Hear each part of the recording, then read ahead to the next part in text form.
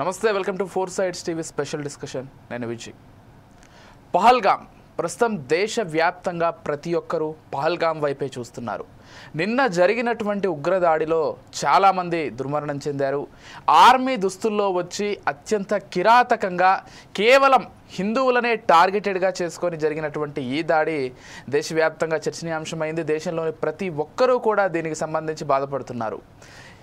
అంటే ఇక్కడ టార్గెట్ చేసింది కూడా ఒక టూరిస్ట్ ప్లేస్లో పహల్గామ్ అనేది కాశ్మీర్లోని ఒక టూరిస్ట్ ప్లేస్. అక్కడ టార్గెట్ చేసి టూరిస్టులనే లక్ష్యంగా పెట్టుకొని నిరాయుధులని నలుగురు టెర్రరిస్టులు అత్యంత దారుణంగా కాల్పులు జరిపి చంపేశారు. అది కూడా భార్య పిల్లలు చూస్తుండగానే మీరు హిందువులా కాదా అంటూ వాళ్ళ ఐడి కార్డ్స్ అడిగి ఇంకా కన్ఫర్మేషన్ రాకపోతే వాళ్ళ దుస్తులు కూడా విప్పించి వాళ్ళు హిందువులో కాదో కన్ఫర్మ్ చేసుకొని చంపినటువంటి అత్యంత కిరాతకమైనటువంటి ఒక దుర్ఘటన జరిగింది.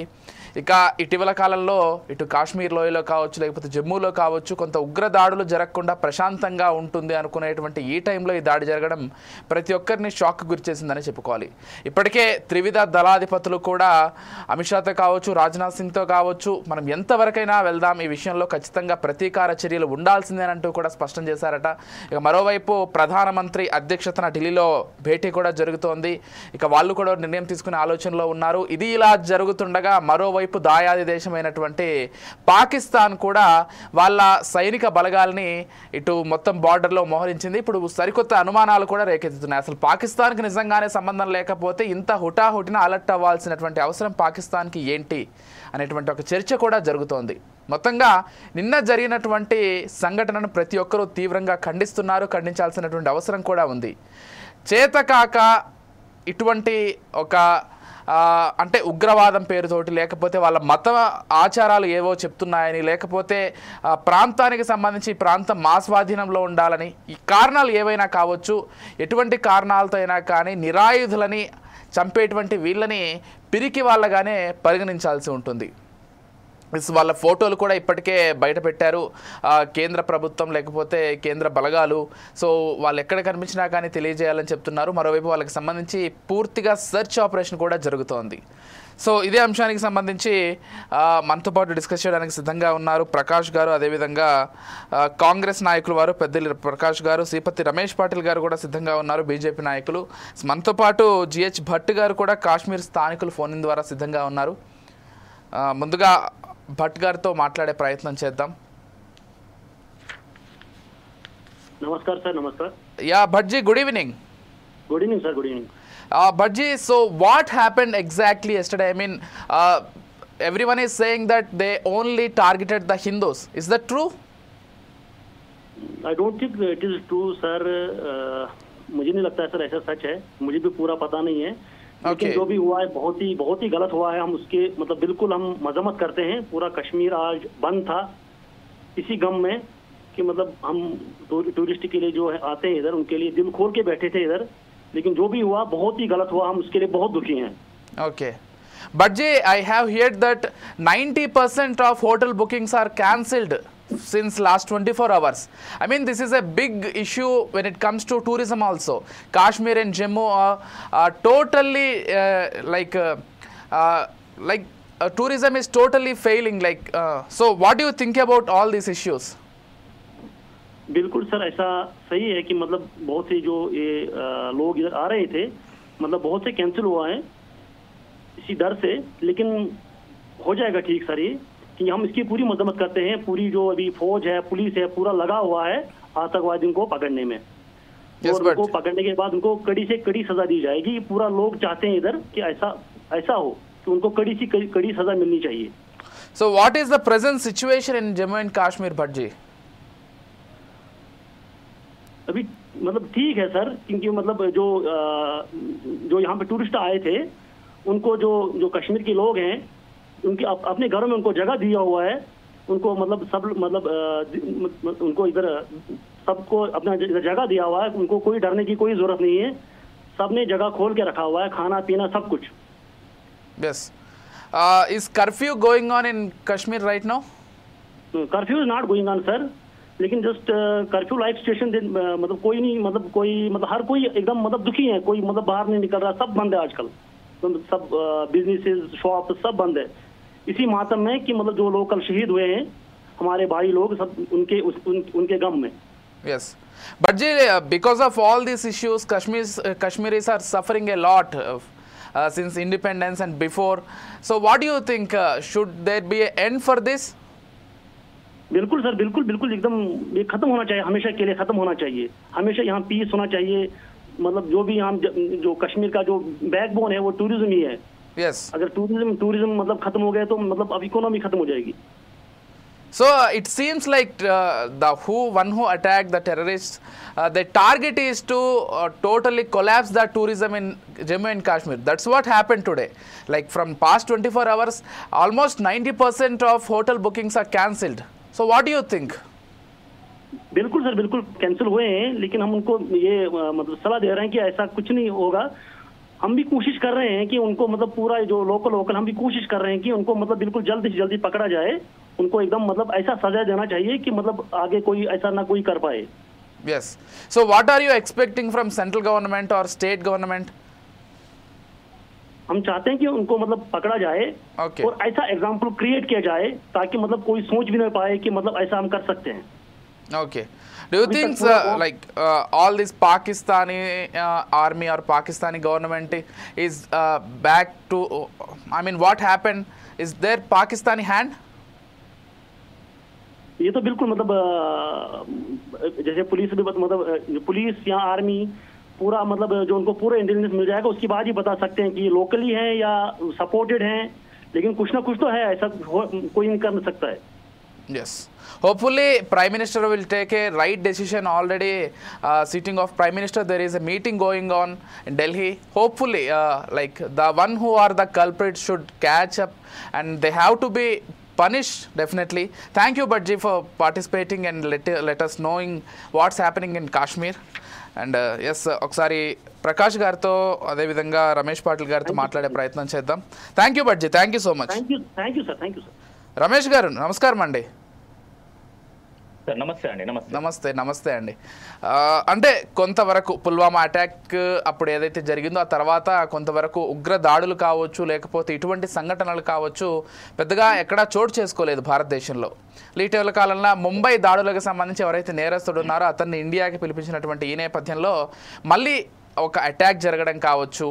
అంటే మరొక విషయం కూడా స్పష్టం చేయాలనుకుంటున్నారు పాటిల్ గారు. మీకు తెలుసో తెలియదో ఒక 14-15 రోజుల క్రితం పాకిస్తాన్ ఆర్మీ చీఫ్ మాట్లాడుతూ హిందువులు ముస్లింలు కాశ్మీర్లో కలిసి ఉండటాన్ని మేము వ్యతిరేకిస్తున్నాం, ఖచ్చితంగా పాకిస్తాన్కి స్వాధీనం చేసుకోవాల్సినటువంటి అవసరం ఉంది కాశ్మీర్ అనేటువంటి రెచ్చగొట్టే వ్యాఖ్యలు కూడా చేశారు. అది జరిగినటువంటి 10-15 రోజుల్లోనే ఇటువంటి ఒక దాడి జరిగింది. అండ్ మీకు డెఫినెట్గా తెలిసే ఉంటుంది, చూస్తూనే ఉండుంటారు. కేవలం హిందువులనే టార్గెటెడ్గా చేసుకొని, అంటే చెప్తూ ఉంటారు చాలామంది ఉగ్రవాదానికి మతం లేదు, కులం లేదు అని. కాకపోతే ఈరోజు జరిగినటువంటి సంఘటనను చూస్తే కేవలం మత ఆధారంగా హిందువులనే టార్గెటెడ్గా చేసుకొని చంపినటువంటి ఒక తీరు, అది కూడా భార్య బిడ్డల ముందే చంపేసి ఒక స్త్రీతో కూడా అన్నారంట, ఒక మహిళతోటి నన్ను కూడా చంపేయండి అంటే నిన్ను చంపము, వెళ్ళి మోదీకి చెప్పుకో ఇక్కడ జరిగిందంతా అంటూ కూడా రెచ్చగొట్టే వ్యాఖ్యలు కూడా చేశారంట వాళ్ళు. ఎలా చూస్తారు ఈ ఘటనను, ఎలా చూస్తారు, అసలు ఏం జరుగుతోంది కాశ్మీర్లో?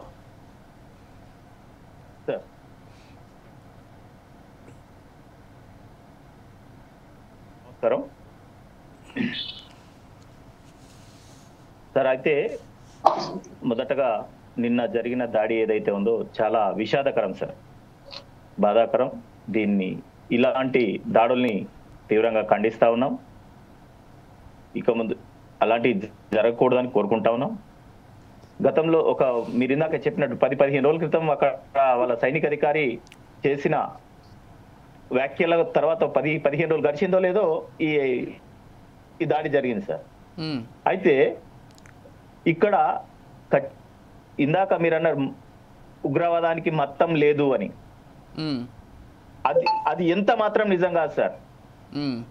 ఖచ్చితంగా వాళ్ళు మతం ప్రతిపాదికనే నిన్న జరిగిన దాడి జరిగిందండి. వాళ్ళు అక్కడ కులం అడగలేదండి. నువ్వు హిందూ ఏంటి నువ్వు ఆర్ఎస్ఎస్ బీజేపీ లేకపోతే కాంగ్రెస్ అని పార్టీల గురించి అడగలేదండి. వాళ్ళు అడిగింది కేవలం నువ్వు హిందువా ముస్లిమా.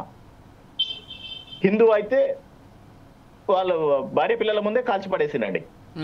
ఒకటి. రెండు, ఇంకొక వ్యక్తిని అతను ఒక ముస్లిం పేరు చెప్పాడంట. చెప్తే వాళ్ళకి నమ్మకం కలగలేదు. కలగకపోతే ఆ ముస్లిం కలమా చదువుమని చెప్పి ఆదేశించారు. కలమా చదివిన వాడిని వదిలేసారు, కలమా చదవని వాడిని కాల్చి పడేసానండి. ఎంత దౌర్భాగ్య పరిస్థితి అండి ఇది. అవును, చాలా దారుణమైన ఘటన సార్ ఇది. దీన్ని తీవ్రంగా ఖండిస్తా ఉన్నాం. ఖచ్చితంగా ఇది సరే జరిగింది, బాధాకరం, కానీ చర్యకు ప్రతిచర్య ఖచ్చితంగా ఉంటుంది. రాబోయే రోజుల్లో తీవ్రమైన ఎదురుదాడి జరుగుద్ది ఖచ్చితంగా. ఆ దిశగా కేంద్ర ప్రభుత్వం ప్రయత్నాలు చేస్తా ఉంది సార్. ఏంటి పాకిస్తాన్ హస్తం ఉందని భావిస్తున్నారా మీరు ఇందులో? సార్ ఖచ్చితంగా ఈ దాడియే కాదు సార్, గడిచిన స్వతంత్ర భారతదేశం 70 ఏళ్లలో జరిగిన ప్రతి దాడి వెనుక కాశ్మీర్ ఉంది. ఇందులో ఎలాంటి అనుమానం లేదు. నంబర్ 1. నంబర్ 2, ఎస్ ఖచ్చితంగా ఉంది. నంబర్ 1. నంబర్ 2, ఖచ్చితంగా మతం ప్రాతిపదికనే ఇది జరుగుతా ఉంది. ఇది కూడా చాలా మంది వ్యతిరేకిస్తారు దీన్ని, కానీ ఖచ్చితంగా ఇదే వాస్తవం. నమ్మాల్సిందే. అంటే గతంలో ఎక్కడైనా బాంబు దాడులు జరిగినప్పుడు అక్కడ ఎవరున్నా కానీ చనిపోయేవాళ్ళు, కానీ ఇప్పుడు ఈ ఎగ్జాక్ట్ ఘటన చూసుకున్నట్లయితే మీరంటున్నట్లు లేకపోతే జరిగినట్లుగా హిందువులో కాదని ఐడి కార్డు చూడడం ఒకటి, ఐడి కార్డు లేని వాళ్ళని ముస్లింలుగా కన్ఫర్మ్ చేసుకోవడానికి, అంటే ఇంకా కొన్ని వార్తలు వినిపిస్తున్నాయి, వాళ్ళ బట్టలు విప్పి సుంతి ఉందా లేదా అని కూడా చూసి చంపేశారనేటువంటి వార్తలు కూడా వినిపిస్తున్నాయి. ఇది వినబడుతుంది సార్, నిన్నటి నుంచి వార్తల్లో చూస్తా ఉన్నాం ఇది. అంటే ఎంత పకడ్బందీగా చేస్తా ఉన్నారు ఇక్కడ మనం గ్రహించాలి సోదరులారా. ఇది వాళ్ళు ఎంత కేవలం హిందువుల మీద దాడి, ఇది కేవలం హిందువుల మీద మాత్రమే, హిందువుల్ని నాశనం చేయాలనేదే వాళ్ళ సిద్ధాంతం. దాని వెనుక ఇదేంటి ఇప్పుడు వీరు చేసింది ఏది లష్కరే తోయిబాకు అనుబంధ పార్టీ అని తెలిసింది. అది మరియు ఖచ్చితంగా దాని వెనుక పాకిస్తాన్, అందులో అనుమానం లేదు సార్.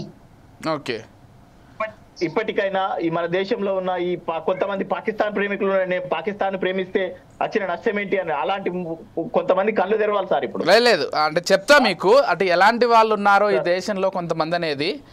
జమ్మూ కాశ్మీర్ ఉగ్రదాడికి సంబంధించి జార్ఖండ్లో మిలాత్ నగర్కి చెందినటువంటి మహమ్మద్ నౌషద్ అనేటువంటి ఒక వ్యక్తి పాకిస్తాన్ థ్యాంక్ యూ, అదేవిధంగా లష్కర్ ఏ తోయిబా థ్యాంక్ యూ ఈ ఘటన చేసినందుకని ట్వీట్ చేశాడంట. అంటే ఇంకా ఆ చేసినటువంటి ఉగ్రవాదికి ఈ వ్యక్తికి ఏం తేడా లేదు కదా అసలు. సార్ అది డిఎన్ఏ అంతా ఒకటే సార్, ఈ దేశంలో ఉన్నాడా ఆ దేశంలో ఉన్నాడా అని కాదు సార్, ఏ దేశంలో ఉన్నా ఆ డిఎన్ఏ ఒకటే. ఎంత దౌర్భాగ్యం సార్, వాడు మన భారత పౌరుడు. ఈ పోస్ట్ పెట్టిన ఈ నౌషద్ అనే వాడు భారత పౌరుడే. సాటి భారత పౌరుడు చనిపోతే అక్కడ ఏడుస్తా ఉంటే వాడు ఏ రకంగా థ్యాంక్ యూ లష్కర్ తోయిబా అని పెడతారు సార్. అసలు సరే దేశాలు మతాలు పక్కన పెడితే మానవత్వం అనేది ఒకటి ఉంటుంది కదా, మానవత్వంతో ఆలోచించైనా కానీ ఎవరినో నిరాయుధులను చంపేస్తే పిరికి పందల్లాగా ఒక ఆయుధం కూడా లేని వాళ్ళకి సంబంధించి థ్యాంక్ యూ అని చెప్పడం ఏంటో అర్థం కాలేదు. అదే సార్, అదే ఉగ్రవాదులు వాళ్ళు బయట నుండి చేశారు, వీళ్ళు లోపల ఉన్నారు సార్. వాడు ఉగ్రవాదే, వీడు అందులో ఎలాంటి అనుమానం లేదు. అంతే కదా, అలాగే పరిగణించాల్సి ఉంటుంది. ఒకసారి ప్రకాష్ గారితో మాట్లాడదాం. ప్రకాష్ గారు నమస్కారం అండి. సార్ నమస్కారం అండి. నమస్తే అండి. ఎలా చూస్తారండి, అంటే ఒకవైపు పొలిటికల్గా ఎన్ని విమర్శలు వినిపిస్తున్నా కానీ కొద్దిసేపు పాలిటిక్స్ అన్నిటిని పక్కన పెట్టి దేశం పైన జరిగినటువంటి దాడిగా దీన్ని చూడాల్సి ఉంటుంది డెఫినెట్గా. సో ఎలా చూస్తారు, అంటే నిరాయుధులని టూరిస్టులని, అది కూడా ఏదో జమ్మూ కాశ్మీర్ అందాలను చూద్దామని వెళ్ళినటువంటి వాళ్ళని టార్గెటెడ్గా చేసుకొని వాళ్ళ బిడ్డల ముందే భార్యల్ని లేకపోతే కొడుకుల్ని చిన్నపిల్లల్ని చంపేయకుండా వాళ్ళని చంపేసి ఒక హెచ్చరిక జారీ చేయడం, లేకపోతే అసలు ఎలా చూడాలి? మానవత్వానికి ఇంకా ఇంతకంటే పెద్ద మచ్చ ఉండదేమో. సార్ ఈరోజు నిన్న జరిగిన దాడి కాశ్మీర్ లోయలో పచ్చని కొండల్లో ఒక టూరిస్టులు అమాయకులైన ప్రజలపై ఉగ్రవాదులు చేసిన దాడిలో 20 మంది దుర్మరణం చెందడం, 20 మందికి తీవ్ర గాయాలు కావడాన్ని మేము తీవ్రంగా ఖండిస్తా ఉన్నాం సార్. చాలా బాధాకరం. అసలు ఇలాంటి సంఘటన జరగడం అనేది చాలా, నిన్న జరిగిన విషయాలు చూస్తుంటే ఎంత బాధ అనిపిస్తుందంటే యావత్ భారతదేశం ప్రజానికం అందరూ కూడా చాలా అంటే చాలా డిప్రెషన్ అయి చాలా బాధపడుతున్నారు. మానవతా దృక్పథం ఉన్న ప్రతి ఒక్క మనిషి కూడా హలో, ఎస్ చెప్పండి, వినిపిస్తుంది. వింటున్నారా సార్? ఎస్ చెప్పండి. అంటే ఇది చాలా బాధాకరం సార్. దీన్ని తీవ్రంగా ఖండిస్తున్నాం సార్. ఇక్కడ ఒక విషయం ఏంటంటే సార్, అసలు ఇంత బీజేపీ గవర్నమెంట్ పాలించబట్టి 10 సంవత్సరాలు జరుగుతుంది సార్ ఈ దేశంలో, భారతదేశంలో 10 సంవత్సరాలు దాటిపోయింది. 11 బీజేపీ పార్టీ ఎప్పుడైనా సార్ తమ రక్షణ అంటే ప్రజల యొక్క రక్షణ వైఫల్యాలను కప్పిపుచ్చుకోవడానికి మతతత్వ రాజకీయాలు చేస్తారు సార్. మతతత్వ రాజకీయాలు చేస్తూ ప్రజల భావోద్వేగాలను రెచ్చగొడతారు. ఎప్పుడైనా ఎలక్షన్స్ వస్తున్నాయి, ఏదైనా ఒక రాష్ట్రంలో ఎక్కడైనా ఏదైనా ఒక విధమైన ఎలక్షన్స్ వస్తున్నాయంటే ఆ భావోద్వేగాలను ప్రజల్లో రెచ్చగొట్టడానికి మతతత్వ రాజకీయాలు చేస్తూ ఇలాంటి సంఘటనలు భద్రతా వైఫల్యాలను పట్టించుకోకుండా కవర్ చేస్తారు సార్ బీజేపీ. సార్ ఇంత నిఘా లోపము, ఇంత ఇంటెలిజెన్స్ లేదా మన భారతదేశానికి? బీజేపీ రూలింగ్ పార్టీలో ఉండబట్టి 11 సంవత్సరాలు అవుతుంది సార్ ఇప్పటి వరకు కూడా. మరి ఇంత దాడులు జరగడానికి ఎట్లా అసలు వీళ్ళ ఇంటెలిజెన్స్ ఏమైంది సార్? ఈ భద్రత అసలు అంత డైరెక్ట్ ఒక పోలీస్ యూనిఫామ్లలో, ఒక మిలిటరీ యూనిఫామ్లలో వచ్చి అమాయకులైన ఒక టెర్రరిస్టులపై దాడి చేసి అంతవరకు చూస్తున్న ఈ సిచ్యువేషన్ చూస్తే ప్రభుత్వం ఏ విధంగా ఉందో ఒక్కసారి అర్థమైపోతుంది సార్. బీజేపీ యొక్క వైఫల్యము. ఓకే సరే ప్రకాష్ గారు. సార్ ప్రకాష్ గారు ఒక క్వశ్చన్ అండి. అంటే సరే బీజేపీ మత రాజకీయాలు చేస్తుందా, కాంగ్రెస్ చేస్తుందా, ఇతర పార్టీలు చేస్తున్నాయి, కొద్దిసేపు పక్కన పెడదాం. కాకపోతే జరిగినటువంటి టెర్రర్ అటాక్ ఏదైతే ఉందో ఇదైతే మతం ఆధారంగానే జరిగింది కదా సార్. మరి ఇంత జరిగేంత వరకు కూడా ఈ బీజేపీ గవర్నమెంట్ ఏం చేస్తుంది సార్? ఆ రోజు 2019లో కూడా పుల్వామా దాడిలో అంతమంది సైనికులు కూడా చనిపోయినప్పుడు అప్పుడు కూడా ఎంత భద్రత, ఇది అసలు ఎందుకు సార్ ఇట్లాంటి వరుస ఘటనలు జరుగుతున్నాయి? బీజేపీ గవర్నమెంట్ అసలు ఏం చేస్తుంది ప్రజల రక్షణ కోసం? వీరి యొక్క అసలు అది ఏం చేస్తుంది? కేవలం మతతత్వ రాజకీయాలు చేస్తూ తమ సొంత ప్రయోజనాల కోసం ఇలాంటి దాడులను ఉపయోగించుకుంటూ రాజకీయంగా పబ్బం కట్టుకుంటుంది సార్. నిజమే ప్రకాష్ గారు. కాంగ్రెస్ బీజేపీ ప్రభుత్వం మతతత్వ రాజకీయాలు చేస్తుంది, కాంగ్రెస్ మాత్రం చాలా ఎలుగబెడుతుంది. గడిచిన 70 ఏళ్లలో మీరేం చేసిరో మొత్తం దేశం అంతా చూసింది సార్. కాంగ్రెస్ పార్టీ ఈ దేశంలో ఉన్నప్పుడు వినండి. ఏంది ఇంటెలిజెన్స్ వైఫల్యం అంటున్నారా సార్? 100% ఈ దాడులు ఎట్లా జరుగుతాయి సార్? కనీసం ఇది గమనించారా? రైట్ 2007లో లుంబిని పార్కు, ఇంకోటి అదేంటిది గోకుల్ చాట్ జరిగింది ఏ ప్రభుత్వంలో సార్? అప్పుడు మీ ఇంటెలిజెన్స్ ఏమైంది సార్?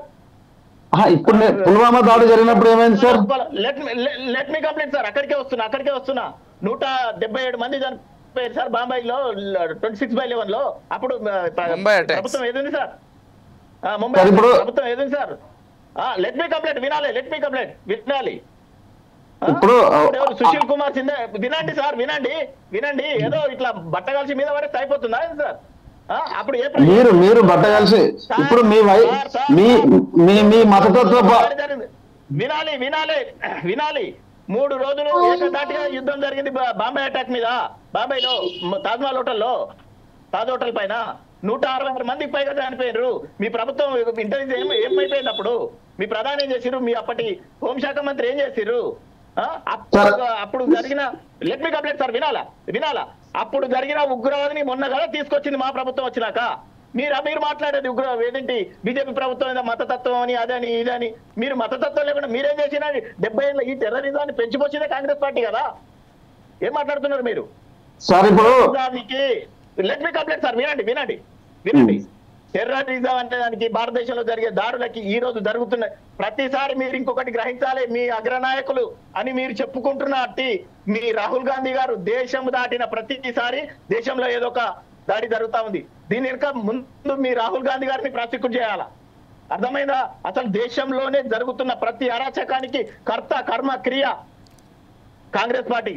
మీకు తెలుసా 70 ఏళ్లలో ఎన్ని ఉగ్రవాదులు పెంచి పోషించింది? అదేంటి యకూబ్ మెమన్ గారిని తీసుకొచ్చి సెకండ్ ఇచ్చిన మీ మన్మోహన్ సింగ్ గారు ఏ పార్టీ అండి? ఏ ప్రభుత్వం అండి? ఏం చెప్తారు అంటే ప్రకాష్ గారు? లెట్ మీ సే అంటే ప్రకాష్ గారు వాళ్ళపైన అంటున్నారు పుల్వామా దాడి కావచ్చు, లేకపోతే ఇప్పుడు జరిగినటువంటి పహల్గామ్లో దాడి విషయంలో ఇంటెలిజెన్స్ వైఫల్యం ఉంది పూర్తిగా, బీజేపీ ప్రభుత్వం సరిగ్గా ప్రజలను పట్టించుకోవట్లేదని చెప్తున్నారు. కానీ మీ 60 ఏళ్ల కాంగ్రెస్ ప్రభుత్వంలో కోకొల్లలు జరిగాయి, ఉగ్రదాడులు హైదరాబాద్లో జరిగాయి, ముంబైలో జరిగాయి, బెంగళూరులో జరిగాయి.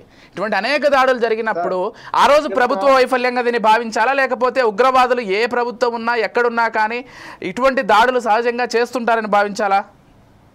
సార్, ఈ భారతదేశ స్వతంత్రంలో 70 సంవత్సరాలు అంటున్నారు కదా, ఇందిరాగాంధీ గారు ప్రధానమంత్రిగా ఉన్నప్పుడు పోఖ్రాన్ పరీక్షలు జరిగినప్పుడు ఎప్పుడు కూడా మేము ప్రచారం చేసుకొని అది చేయలేదు సార్. ఈ భారతదేశంలో సుఖశాంతులు సెక్యులర్ భావాలతోటి అందరి ప్రజల సంక్షేమం మంచిగా భద్రంగా ఉండాలని ఆలోచించేది కాంగ్రెస్ పార్టీ మాత్రమే సార్. మత కుల విద్వేషాలు రెచ్చగొండకుండా అన్ని మతాలు అందరు కులస్తులు ఒకటే అని చెప్పి ఇప్పటి వరకు రక్షించింది ఈ భారతదేశంలో కాంగ్రెస్ పార్టీ సార్. 21వ తారీఖు 3వ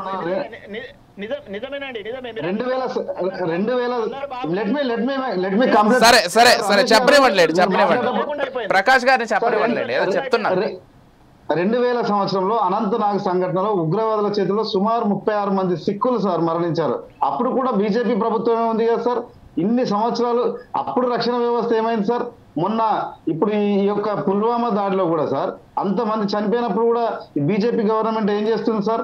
కాంగ్రెస్ పార్టీ ఎప్పుడైనా కూడా సార్ అందరి పేద ప్రజలు, అన్ని మతాలు, అన్ని పార్టీలు సమాన స్వేచ్ఛగా ఉండాలని చెప్పి ఆలోచించేది మా యొక్క రాహుల్ గాంధీ గారు, ఇందిరాగాంధీ గారు, రాజీవ్ గాంధీ గారు సార్. ఇట్లా ఈ బీజేపీ మీ ప్రభుత్వం లెక్క మరి ఎప్పటికప్పుడు ప్రజల మత విద్వేషాలు రెచ్చగొట్టి వీటిని రాజకీయంగా వాడుకునే పార్టీ మాది కాంగ్రెస్ పార్టీ కాదు సార్. రూలింగ్ పార్టీలో ఉండి ఇన్ని సంవత్సరాలు కంటిన్యూషన్ ఉండి ఈ విధంగా ఫెయిల్యూర్స్ ఎట్లయితే సార్? ఇంత అమాయక ప్రజల ప్రాణాలను ఎందుకు బలి తీసుకొని రాజకీయ పబ్బం గడుపుకోవాలని బీజేపీ ప్రభుత్వం చూస్తుంది సార్? చెప్పండి సార్ ఒక్కసారి.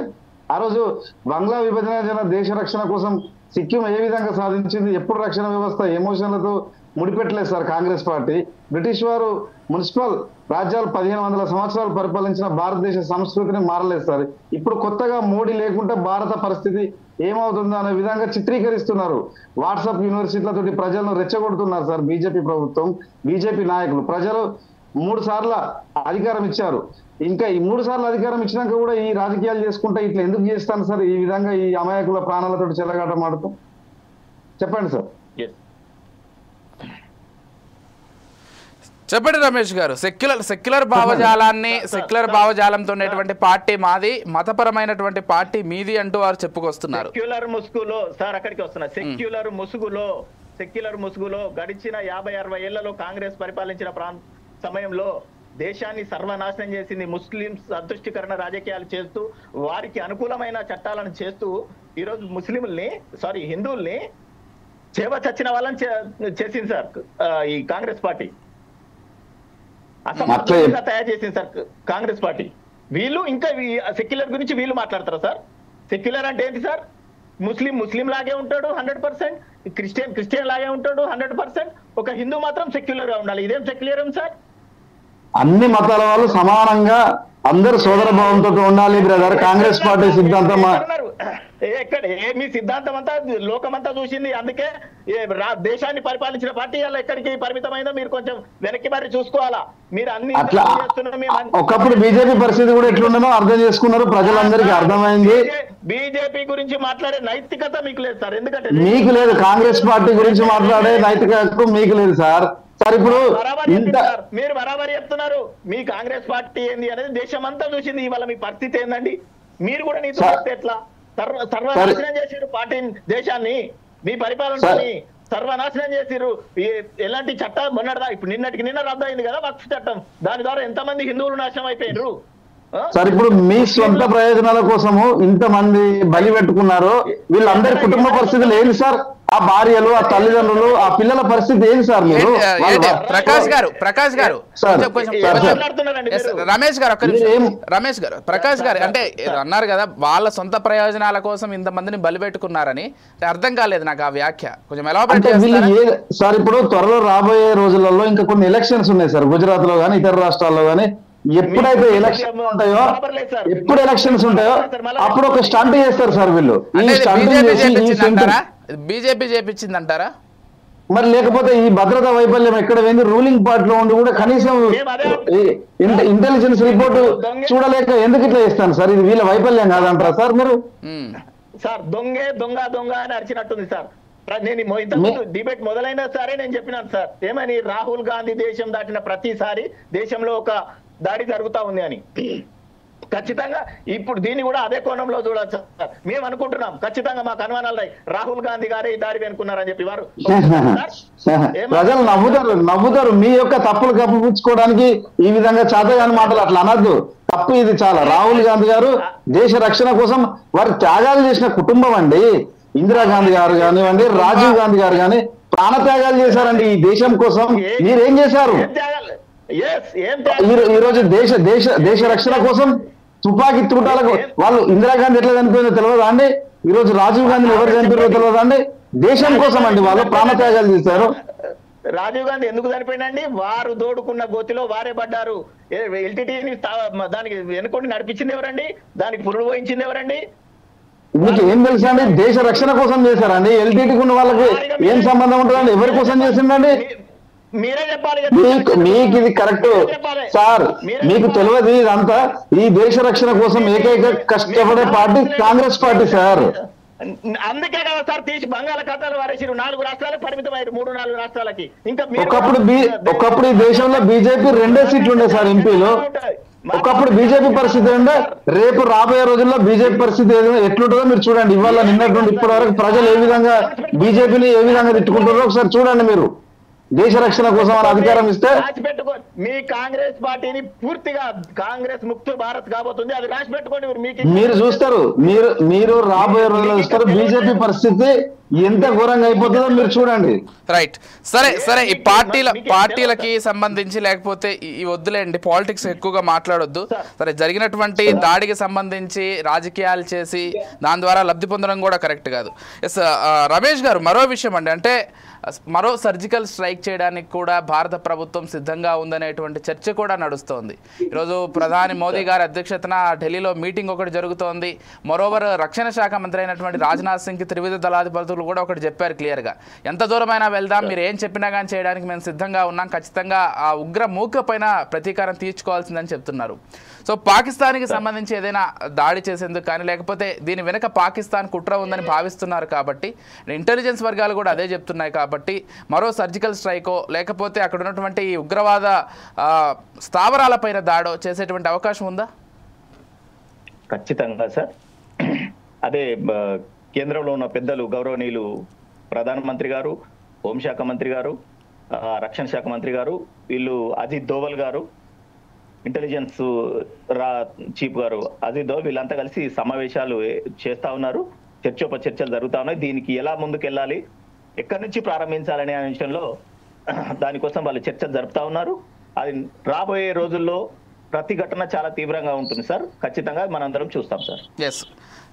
ఎస్ ప్రకాష్ గారు, సరే అన్ని మతాలు ఒకటే, ఇవన్నీ కరెక్టే, సెక్యులరిజం అంతా కరెక్టే చెప్తున్నారు. కానీ ఈరోజు జరిగినటువంటి దాడి ఏదైతే ఉందో హిందువులను టార్గెటెడ్గా చేసుకొని జరిగినటువంటి దాడిని మీరు ఖండిస్తున్నారా లేదా? ఒక మతాన్ని టార్గెట్గా చేసుకొని ఇప్పుడు మీరు కాంగ్రెస్ వాళ్ళు కూడా టూరిస్టుల పైన దాడి జరిగిందని చెప్తున్నారు. తీవ్రంగా ఖండిస్తా ఉన్నాం సార్. అమాయకులైన పాపం టూరిస్ట్ కోసం పోయిన ప్రజలు వాళ్ళు ఎవరైనా సరే సార్, ఏ కులం వాళ్ళైనా కూడా, ఎవరైనా కూడా, హిందువులైనా ముస్లిమ్స్ అయినా ఎవరిదైనా ప్రాణమే సార్, క్రైస్తవులైనా ఎవరిదైనా ప్రాణమే.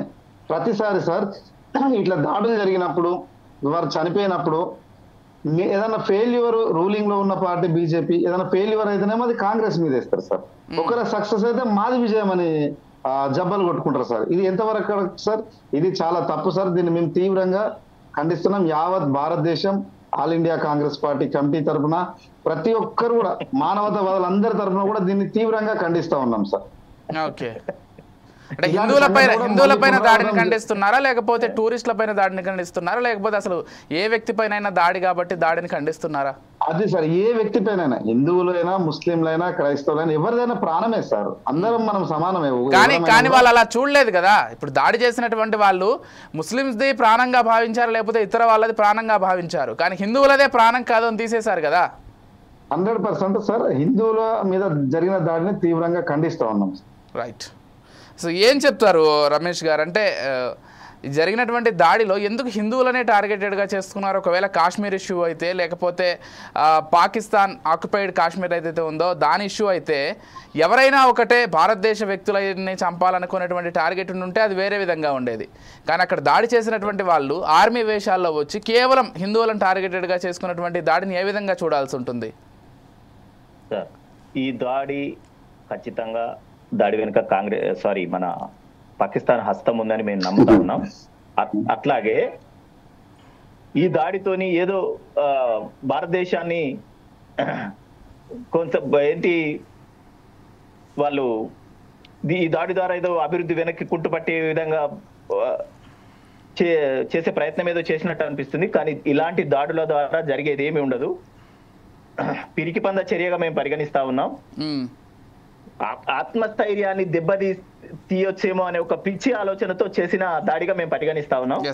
అంటే రమేష్ గారు, సరే ఇప్పుడు జరిగినటువంటి దాడికి సంబంధించి హిందువుల పైన దాడి జరిగింది, కానీ అటు ప్రకాష్ గారు అడుగుతున్నా, లేకపోతే ఇప్పుడు నేను కూడా అడుగుతున్నా క్లియర్గా, ఇంటెలిజెన్స్ వైఫల్యమో లేకపోతే ఏదో ఒక వైఫల్యం వల్లే కదా కాశ్మీర్ లాంటి ఒక ప్రాంతంలో టూరిస్ట్ ప్లేస్లో ఇంతమంది పైన ఆర్మీ ముసుగులో వచ్చి ఇంత దాడి చేస్తుంటే అక్కడ ఉన్నటువంటి పోలీసులు నిద్రపోతున్నారా, లేకపోతే ఆర్మీ నిద్రపోతుందా? ఎందుకు ఇలా జరిగింది? అంటే మోర్ ఓవర్ ఇంకో విషయం కూడా చెప్పాలి. ఒక రిటైర్డ్ జనరల్ కూడా ఆయన ఈరోజు మాట్లాడుతూ, ఆర్మీ జనరల్, ఆయన చెప్పింది ఏంటంటే గత 3 సంవత్సరాలుగా ఆర్మీ రిక్రూట్మెంట్స్ పూర్తిగా ఆగిపోయాయి, 1,80,000 మందిని రిక్రూట్ చేసుకోవాల్సింది, ఒకవేళ రిక్రూట్మెంట్ జరిగి ఉంటే ఈరోజు ఈ పరిస్థితి ఉండేది కాదు అంటూ కూడా ఆయన కామెంట్ చేశారు. దీన్ని ఎలా సమర్థించుకుంటారు? ఎస్ సార్, అది పూర్తిగా అబద్ధం సార్. ఎందుకంటే రక్షణ రంగం చాలా బలిష్టంగా ఉంది. దానికోసం కేంద్రం ఏంటి నిధుల్లో కేటాయించే నిధుల్లో అధిక భాగం, సింహభాగం కేంద్ర రక్షణకే కేటాయిస్తా ఉంది. కారణం ఏంటి సార్? దేశం దృఢంగా ఉండాలి, దేశ రక్షణ విభాగం చాలా బలంగా ఉండాలి అనే ఉద్దేశంతోనే అత్యధికంగా నిధులు కేటాయిస్తా ఉంది కేవలం రక్షణ కోసం.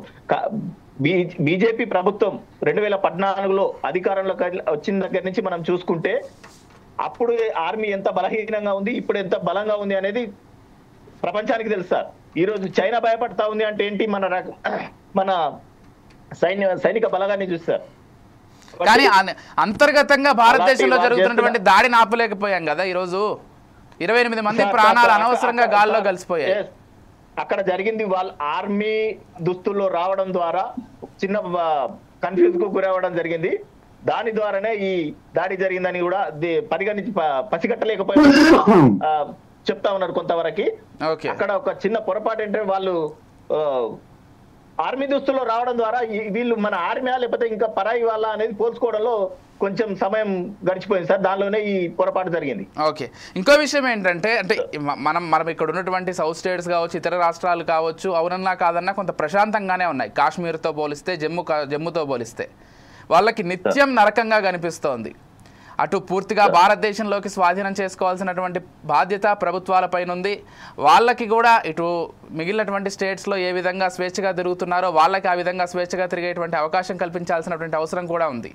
దీనికి సంబంధించి ఒక క్విక్ డెసిషన్ ఎప్పుడు తీసుకోబోతున్నారు? అంటే చెప్తున్నారు మీరు అధికారంలోకి వచ్చినటువంటి రోజు నుంచి కూడా పాక్ ఆక్రమిత కాశ్మీర్ని ఖచ్చితంగా స్వాధీనం చేసుకుంటాం, పూర్తిగా బార్డర్ని పటిష్టం చేస్తాం, భారతదేశంలో ఇతర రాష్ట్రాల్లాగే ఆ రాష్ట్రం కూడా స్వేచ్ఛగా ఉంటుందని చెప్తున్నారు. కానీ చూస్తే ఇంకా ఆ రోజులు ఇంకా దగ్గరికి రానట్లుగా కనిపిస్తోంది. ఎప్పుడు అవుతుంది ఇదంతా? లేదు సార్, అదే అక్కడికే వస్తున్నా సార్. ఆర్టికల్ 370 రద్దు జరిగిన తర్వాత సార్ విపరీతమైన మార్పులు అక్కడ వచ్చేసినాయి. అది మనందరం ప్రతిరోజు వార్తల్లో చూస్తా ఉన్నాం సార్. ఏంటి అక్కడ గడిచిన ఆర్టికల్ 370 రద్దు కన్నా ముందు అక్కడ జాతీయ జెండా ఎగరలేదు సార్. ఇప్పుడు బ్రహ్మాండంగా జాతీయ జెండా ఎగరేస్తా ఉన్నారు. అది లాల్ చౌక్ అనే ఒకటి ఉంటుంది సార్, అక్కడ పాకిస్తాన్ జెండా ఎగురుతూ ఉండేది సార్. అక్కడ జనగణమన పాడకపోయేది సార్. అలాంటి మార్పులన్నీ వచ్చినాయి. అక్కడ ఇదేంటి రాళ్ళు విసరడం ఆగిపోయింది సార్. ఓకే, రాళ్ళ దాడి అయిపోయింది. ఇప్పుడు అక్కడ అభివృద్ధి జరుగుతుంది సార్. టూరిజం పెరిగింది సార్. టూరిజం పెరగడం ద్వారా అక్కడున్న స్థానికులకి ఉపాధి దొరుకుతా ఉంది సార్. ఇంకొకటి ఆర్టికల్ 370 ఉన్నప్పుడు అక్కడ ఇతర రాష్ట్రాల వాళ్ళు అక్కడ భూములు కొనుగోలు చేయడానికి అవకాశం లేదు సార్.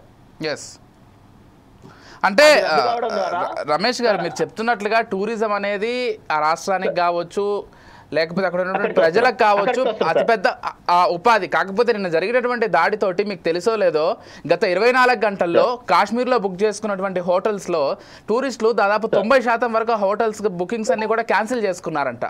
వెళ్ళడానికి ధైర్యం కూడా ఎవరికి చాలట్లేదు. సో ఏంటి వాళ్ళ టార్గెటే అది అనుకోవాలా? ఎస్, అంటే ఇది తాత్కాలిక సార్. దీనికి ఇంకో ప్రధాన కారణం ఉంది సార్. ఆర్టికల్ 370 అక్కడికే వస్తున్నాను నేను, అందుకే ఆ టాపిక్ అక్కడి నుంచి చెప్పండి. ఆర్టికల్ 370 రద్దు అయిన తర్వాత అక్కడ భూ చట్టాల పైన కొన్ని నిబంధనలన్నీ సడలింపు జరిగినాయి సార్.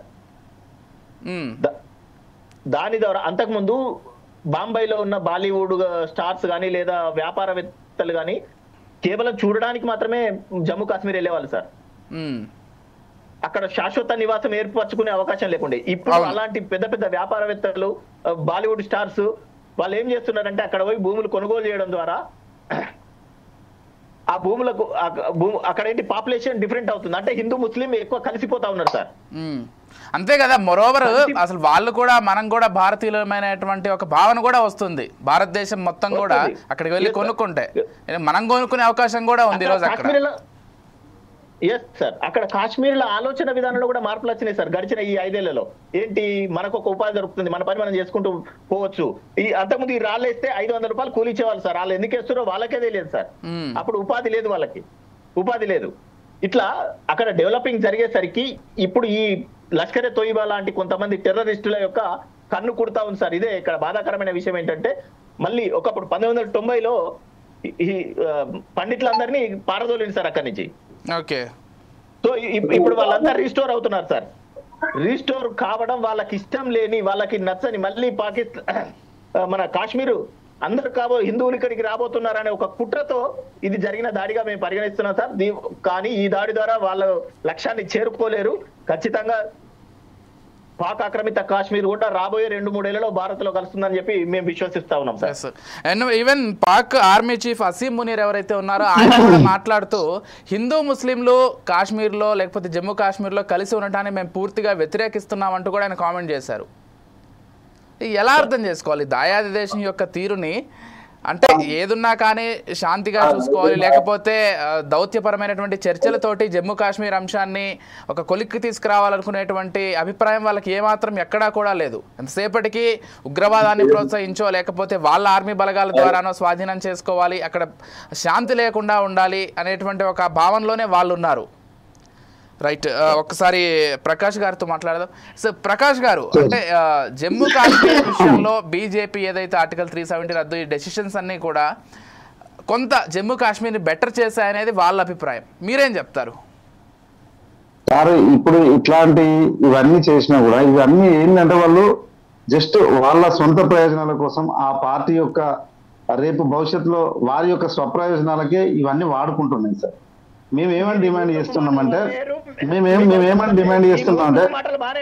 మీరు మాట్లాడేటప్పుడు నేను డిస్టర్బ్ చేశాను అండి రమేష్ గారు. మీరు మాట్లాడేటప్పుడు మీకు కొంచెం ఆలోచన చేయండి. మీరు మాట్లాడేటప్పుడు నేను డిస్టర్బ్ చేశానండి. కానీ ఈ మూర్ఖపు మాటలు మానేయండి అంటారు. మీరు మూర్ఖపు మాటలు మాట్లాడుతున్నారు ప్రకాష్ గారు. ప్రకాష్ గారు, ఇప్పుడు మీరు మూర్ఖపు మాటలు అండి. మీరు ఆగండి. మీరు మాట్లాడేటప్పుడు మేము డిస్టర్బ్ చేసామండి. సరే ప్రకాష్ గారు, రైట్ రమేష్ గారు ఒక్క నిమిషం. ప్రకాష్ గారు, ఇప్పుడు ఆర్టికల్ 370 రద్దు కావచ్చు, లేకపోతే జమ్మూ కాశ్మీర్లో అసలు మేము భారతీయులమని చెప్పుకోవడానికి కూడా భయపడేటువంటి ఒక ప్లేస్లో భారతదేశ జెండా ఎగరడం కావచ్చు, లేకపోతే అక్కడ జనగణమన పాడడం కావచ్చు, సగర్వంగా భారతీయులమని అక్కడ చెప్పుకోవడం కావచ్చు, ఇవన్నీ ఎవరు చేసినా, ఆ పార్టీ చేసినా మీ పార్టీ చేసినా, స్వప్రయోజనాల కోసం చేసినా భారతదేశానికైతే మేలు జరుగుతోంది కదా సార్. మరి ఇవన్నీ జరుగుతున్నా కూడా వీరు ఎక్కడ ఫెయిల్యూర్ అవుతుంది సార్? ఇది ఎందుకు ఇట్లా జరుగుతున్నాయి? ఇట్లాంటి ఉగ్రవాదుల దాడులు జరుగుతున్నాయి. సుమారు ఇప్పుడు నిన్న జరిగిన పహల్గామ్ దాడిలో 28 మంది మృతుల వరకు ఇప్పటివరకు చేరుకుంది సార్.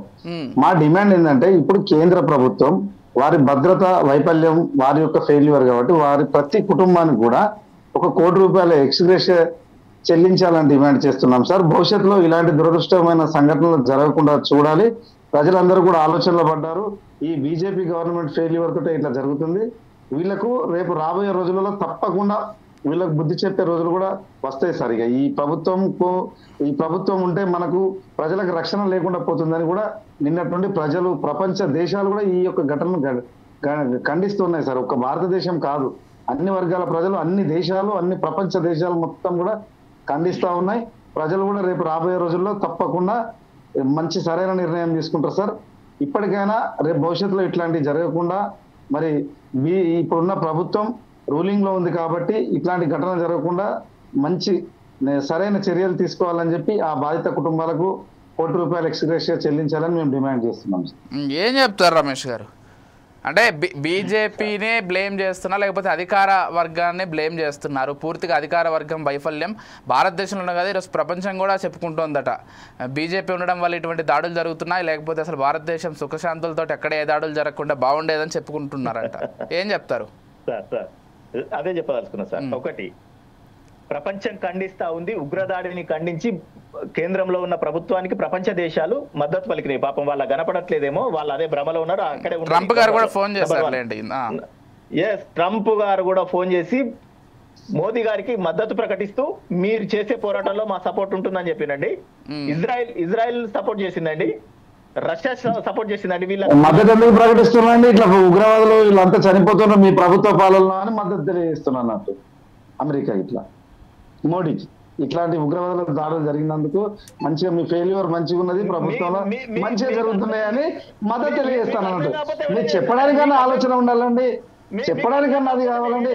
అరే దిక్కు దాడిని ఖండిస్తున్నాయంటే మోడీకి మద్దతు అని అంటారు మీరు.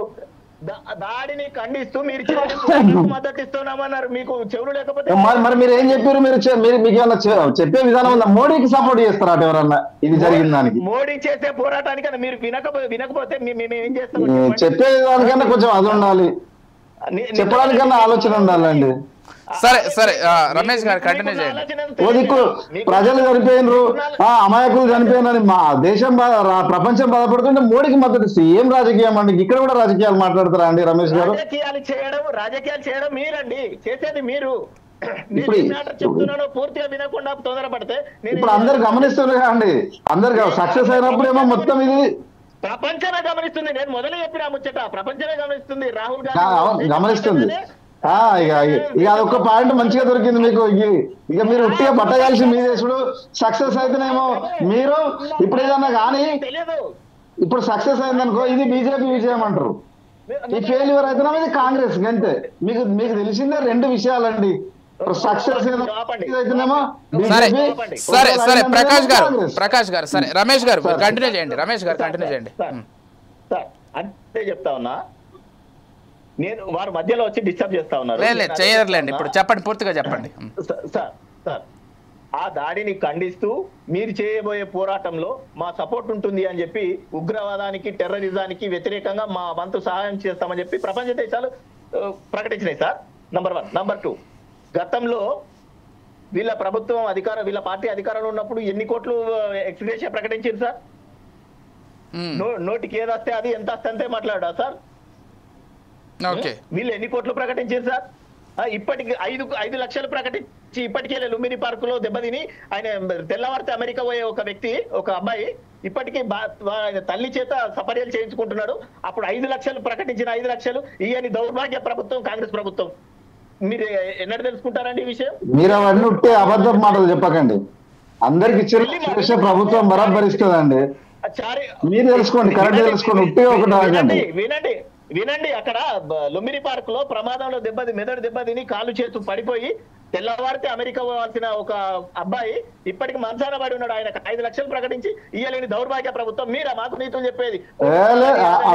మీరు చేతగాని మాటలు చెప్పకండి, మీరు చేత కాకుండా ఇవన్నీ చెప్పకుండా చేయండి. వారు పూర్తిగా చెప్పిన తర్వాత మాట్లాడవచ్చు. ప్రకాష్ గారు వారిని పూర్తిగా చెప్పనివ్వండి, తర్వాత మీరు కౌంటర్ ఇవ్వచ్చు. కంటిన్యూ చేయండి రమేష్ గారు. సార్ కాబట్టి ప్రభుత్వం వాళ్ళకు ఏం ప్రకటించాలనో, ఏ విధంగా అయితే ప్రకటించాలనో ఆ విధంగా ప్రకటించింది. ఇంకా ముందు కూడా వాళ్ళకి జరగబోయే ట్రీట్మెంట్స్ కూడా జరుగుతూ ఉన్నాయి. ప్రమాదంలో గాయపడ్డ వారికి అవన్నీ కూడా చేస్తూ ఉంది. ప్రభుత్వం ఎక్కడ నిర్లక్ష్యంగా లేదు. కేంద్ర ప్రభుత్వం పూర్తి బాధ్యత ఉంది. చేయాల్సిన కార్యక్రమాలు అన్ని జరుగుతూ ఉన్నాయి. రేపటి జరగబోయే ప్రతి దాడి విషయంలో కూడా చర్చోపచర్చలు జరుగుతా ఉన్నాయి. ఏం జరుగుతుంది అనేది ఇంకా రాబోయే 2-3 రోజుల్లో ఇంకా పూర్తి వివరంగా మనకి తెలియజేస్తాయి సోదరుల. ఓకే, ఎస్ ప్రకాష్ గారు, అంటే ఈ సరే బీజేపీని బ్లేమ్ చేయడం కొంచెం పక్కన పెడితే పాకిస్తాన్ తీరును ఏ విధంగా చూస్తారు? పాకిస్తాన్ తీరును కూడా తీవ్రంగా ఖండిస్తున్నామండి. ఇది పాకిస్తాన్ ప్రమేయం ఉంటే తప్పకుండా తగిన మూల్యం చెల్లించాల్సిందే. ఎవరైనా కూడా, పాకిస్తాన్ కానివ్వండి ఇంకెవరైనా కూడా, పొరుగు రాష్ట్రం ఇట్లా ఈ యొక్క ప్రజలలో ఉన్న శాంతిని విచ్ఛిన్నం చేసి, అల్లర్లు చేసి, అమాయకుల ప్రాణాలను చెలగాటమాడి, ఇట్లా ఉట్టిగా ప్రాణాలు తీసి వారి యొక్క కుటుంబాలను నాశనం చేస్తూ దేశ సమగ్రతను దెబ్బతీసే పాకిస్తాన్ అయినా ఇంకే ఏ ఒక్క దేశమైనా కూడా అది ఆ తీరును మనం ఖండించాల్సిందే. ముక్త కంఠంతో ఖండిస్తున్నాం. వాళ్లకు తగిన మూల్యం చెల్లించే విధంగా కూడా చర్యలు తీసుకోవాల్సిందే అని చెప్పి మేము తెలియజేస్తున్నాం. రైట్, రమేష్ గారు, ఫైనల్గా ఏం చెప్తారండి? ఏం జరగబోతోంది ఈ అంశంలో? ఇప్పటికే ఈ 4 ఉగ్రవాదుల ఫోటోలు కూడా అందరూ చూసేస్తున్నాము. వాళ్ళ ఫోటోలు కూడా రక్షణ శాఖ బయట పెట్టింది. ఇప్పటికే సెర్చ్ ఆపరేషన్ కూడా చేస్తున్నారు. అన్ని రకాలుగా అటు త్రివిధ దళాలు చేస్తున్నాయి, అక్కడ ఉన్నటువంటి లోకల్ పోలీసింగ్ చేస్తున్నారు. ప్రతి ఒక్కరు కూడా సెర్చ్ ఆపరేషన్ మొదలు పెట్టారు. అంటే ఒక్కటి స్ట్రైట్గా అడగదలుచుకున్నాను. గతంలో ముంబై దాడుల విషయంలో కావచ్చు, లేకపోతే ఇతర దాడుల విషయంలో కావచ్చు, ఉగ్రవాదులను పట్టుకొచ్చి జైల్లో కూర్చోబెట్టి బిర్యానీలు తీపిచ్చేదే ఉంటుందా? లేకపోతే ఈసారైనా కానీ కఠినమైన శిక్షలు ఉంటాయా? వాళ్ళ వెనక ఎవరున్నారో తెలుసుకునే ప్రయత్నం ఉంటుందా? లేకపోతే సంవత్సరాల తరబడి జైళ్ళలో కూర్చోబెట్టి వాళ్ళకి బిర్యానీలు తినిపించి సపరేలు చేసుకునేటువంటి ఒక దుస్థితిలోనే భారతదేశం ఉందా? రైట్ సార్, మొదలు వాళ్ళ ఫోటోలు అయితే విడుదల చేయడం జరిగింది సార్ హోంశాఖ నుండి. గాలింపు చర్యలు కూడా ముమ్మరంగా సాగుతా ఉన్నాయి. పూర్తిగా జమ్మూ పెహల్గాం ప్రాంతంలో త్రివిధ దళాలు పూర్తిగా అదే పనిలో నిమగ్నమై ఉన్నాయి. ఖచ్చితంగా దోషులను పట్టుకుంటాం. దాని వెనకాల ఎవరున్నదనేది కూడా కూపీలాగుతాం. దోషులను బజార్లో నిలబెడతారు. చట్టపరంగా వాళ్ళకు చేయాల్సిన శిక్షలు, జరగాల్సిన అన్ని శిక్షలు కూడా చట్టపరంగా జరిగే విధంగా కేంద్ర ప్రభుత్వం చర్యలు తీసుకుంటుంది సార్. రైట్ సార్, ఒక్కటి సార్, 1 minute సార్. చెప్పండి. మాది ఇంకొకటి ఏంటంటే, ఇంత పెద్ద సంఘటన అంటే ఉగ్రవాద దాడికి ప్లస్ ఈ భద్రతా వైఫల్యానికి నైతిక బాధ్యత వహిస్తూ అమిత్ షా గారు, కేంద్ర మంత్రి ఎవరైతే ఉన్నారో వారు వెంటనే రాజీనామా చేయాలని చెప్పి మేము కాంగ్రెస్ పార్టీ తరఫున డిమాండ్ చేస్తున్నాం సార్. ఏం చెప్తారు రమేష్ గారు? డిమాండ్లకు ఏముంది సార్, మస్తు చేయొచ్చు. అతిపెద్ద స్వతంత్ర భారతదేశంలో అతిపెద్ద దాడియే తాజ్ మహల్ మీద జరిగిన దాడి. సుశీల్ కుమార్ షిండే ఎందుకు పారిపోయింది సార్ చేయమంటే? అప్పుడు బీజేపీ డిమాండ్ చేసింది రాజీనామా చేయమని. షిండే గారు చేసిండ్రా? అది కరెక్ట్ కాదండి. ఇప్పుడు మాట్లాడతారండి, ఏం మాట్లాడతారండి? ఎవరు అజల ఈ భారతదేశంలో వ్యభిచారం అంటే ఏం మాట్లాడుతున్నారు మీరు? మీకు అసలు కాంగ్రెస్ ఏం మాట్లాడడం అర్థమవుతుందా? అసలు మీకు అర్థమవుతుందా? మీకు అర్థమవుతుంది ఏమన్నా? అదే అడుగుతున్నా. 26/11 దాడి జరిగింది బాంబే అటాక్ లో. సుశీల్ కుమార్ షిండే గారు కూడా అప్పుడు ఇదే డిమాండ్ జరిగింది సార్. మరి ఎందుకు చేయలేదు? ఆ రోజు మీరు చేసినట్టుంటే ఈ రోజు మీకు అడిగే నైతికత హక్కుంటది సార్.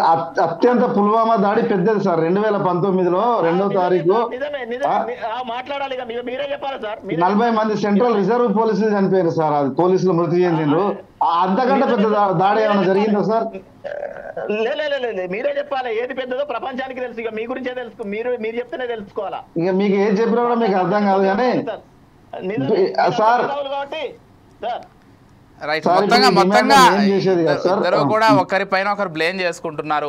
ముంబై అటాక్స్ జరిగినప్పుడు ఆ రోజు కాంగ్రెస్ ప్రభుత్వంలో ఉన్నటువంటి హోంశాఖ మంత్రో లేకపోతే రక్షణ శాఖ మంత్రో బాధ్యత తీసుకొని రాజీనామా చేయలేదు.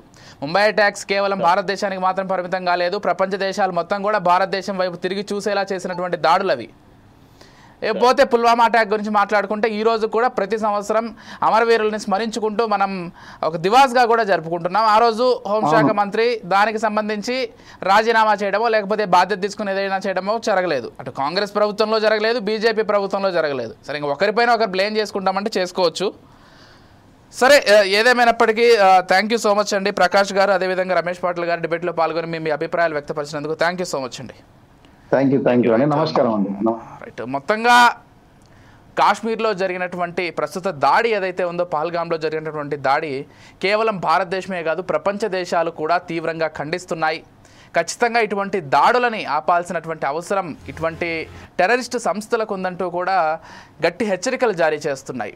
మరోవైపు కేవలం హిందువులనే టార్గెటెడ్గా చేసుకొని వాళ్ళు హిందువులని ఐడెంటిటీ కార్డు ద్వారా కావచ్చు, లేకపోతే ఇతర మార్గాల్లో కావచ్చు పూర్తిగా కన్ఫర్మ్ చేసుకున్న తర్వాతే వాళ్ళని చంపడం ఏదైతే ఉందో ఇది ఒక సరికొత్త ఉగ్రవాదంగా కూడా పరిగణించాల్సి ఉంటుంది. అంటే గతంలో బాంబ్ బ్లాస్ట్లు చేసినా కానీ, లేకపోతే ఇతర మార్గాల్లో కాల్పులు జరిగినా కానీ అక్కడ ఏమాత్రం కులాన్ని, మతాన్ని, లేకపోతే ప్రాంతాన్ని చూడకుండా భారతీయులైతే దాడులు చేసేటువంటి ఒక ఇది ఉండేది. ఈసారి అలా కాకుండా పూర్తి భిన్నంగా కేవలం భారతదేశ హిందువులనే టార్గెటెడ్గా చేసుకొని చేసినటువంటి ఈ దాడికి సంబంధించి ప్రతి ఒక్కరు ఆశ్చర్యపోతున్నారు. హిందువులు తమకు అసలు రక్షణ ఉందా అంటూ కూడా తమని తామే ప్రశ్నించుకునేటువంటి ఒక సందర్భం కూడా ఏర్పడింది. కాబట్టి ఖచ్చితంగా కేంద్ర ప్రభుత్వం దీనికి సంబంధించి ఆ 4 టెర్రరిస్టులు ఎవరైతే ఉన్నారో వాళ్ళని ఖచ్చితంగా శిక్షించాల్సినటువంటి అవసరం ఉంది. అంటే మళ్ళీ ఎంక్వైరీ పేరుతోటి సంవత్సరాల తరబడి వాళ్ళని విఐపి రేంజ్లో ట్రీట్ చేస్తూ అలా జైళ్ళల్లో ఉంచకుండా ఈసారైనా ఖచ్చితంగా వాళ్ళకి సరైనటువంటి శిక్షలు వేయాలని కోరుకుందాం. భవిష్యత్తులో ఇలాంటి దాడులు ఎక్కడ కూడా జరగకుండా జాగ్రత్త తీసుకోవాల్సినటువంటి అవసరం కేంద్ర ప్రభుత్వానికి ఎంతైనా ఉంది. కాశ్మీర్ లోయలో మళ్ళీ శాంతిని నెలకొల్పాల్సినటువంటి అవసరం కూడా ఎంతైనా కేంద్ర ప్రభుత్వానికి ఉంది. ఇక్కడ ఉండేటువంటి మనం ఎన్నైనా మాటలు చెప్పొచ్చు, కాకపోతే రియల్గా నిజంగా సఫర్ అవుతున్నటువంటి వ్యక్తులు లేకపోతే ప్రాంత వాసులు ఎవరైనా ఉన్నారంటే అది ఖచ్చితంగా జమ్మూ కాశ్మీర్ ప్రాంత వాసులని చెప్పుకోవాలి. వాళ్ళ ఖచ్చితంగా శాంతి మార్గంలో పూర్తిగా భారతదేశంలో జమ్మూ కాశ్మీర్ని స్వాధీనం చేసుకొని అక్కడ ఉన్నటువంటి భద్రత ఏదైతే ఉంటుందో ఇటు త్రివిధ దళాల భద్రతను కూడా బార్డర్ చుట్టూ పూర్తిగా ఏర్పరిచి బయట దేశాల నుంచి ఉగ్రవాదులు అసలు చొరబడకుండా చూడాల్సినటువంటి బాధ్యత కూడా కేంద్ర ప్రభుత్వానికి ఉంది. ఇప్పటికైనా ఇటువంటి దాడులన్నీ ఆగిపోవాలని కోరుకుందాం. మానవత విలువలతోటి ప్రతి ఒక్కరూ నడుచుకోవాలని కోరుకుందాం. మతం, కులం ఇవన్నీ కూడా కేవలం మాట్లాడుకోవడానికే బాగుంటాయి, ఇతరులను చంపడానికే బాగుంటాయి. కానీ తమ వరకు తమ ప్రాణం మీదకి వస్తూనే ఎవరికైనా కూడా అర్థమవుతుంది అసలు ప్రాణం విలువ అంటే ఏంటో. ఇది వాటి special discussion. Keep watching 4 Sides TV.